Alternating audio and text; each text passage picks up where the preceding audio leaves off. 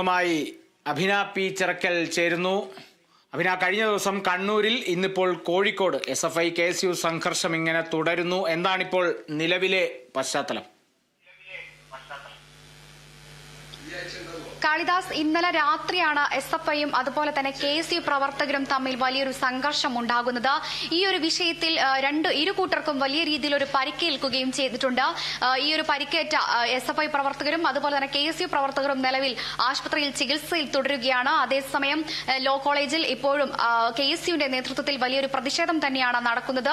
College പ്രിൻസിപ്പലിനെ ഉപരോധിച്ചുകൊണ്ടാണ് ഇവിടെ പ്രതിഷേധം നടക്കുന്നത്. കൃത്യമായ രീതിയിൽ ഇടപെട്ടുകൊണ്ട് ഈ മർദ്ദിച്ചവർക്കെതിരെ SFIക്കാർക്കെതിരെ കൃത്യമായ രീതിയിൽ നടപടി വേണമെന്നാണ് KSUവിന്റെ പ്രധാനപ്പെട്ട ഒരു ആവശ്യം. ഈ ഒരു ആവശ്യം നിറവേറ്റൽ മാത്രമേ ഈ പ്രതിഷേധത്തിൽ നിന്നും KSU പിന്മാറൂ എന്നാണ് പറയുന്നത്.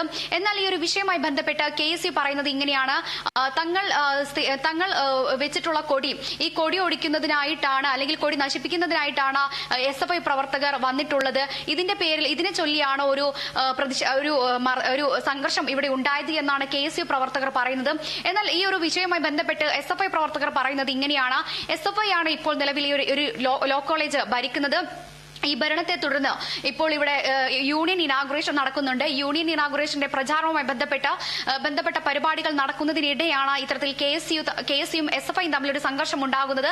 ഇതിന് പ്രധാനമായും മുന്നിട്ടിറങ്ങിയിരിക്കുന്നത് KSUക്കാരാണ്. ഈ KSUക്കാർ മുൻപും ഇത്തരത്തിൽ പ്രശ്നങ്ങൾ ഉണ്ടാക്കിയിട്ടുണ്ട്. യൂണിയൻ പിടിച്ചെടുക്കുന്നതുമായി ബന്ധപ്പെട്ട് മുൻപും KSUക്കാർ സ്വമേധയാ വലിയ രീതിയിൽ ഒരു പ്രശ്നങ്ങൾ സൃഷ്ടിക്കുകയാണ് എന്നുള്ളതാണ് KSU ജനറൽ സെക്രട്ടറി അടക്കം പറയുന്ന ഒരു കാര്യം.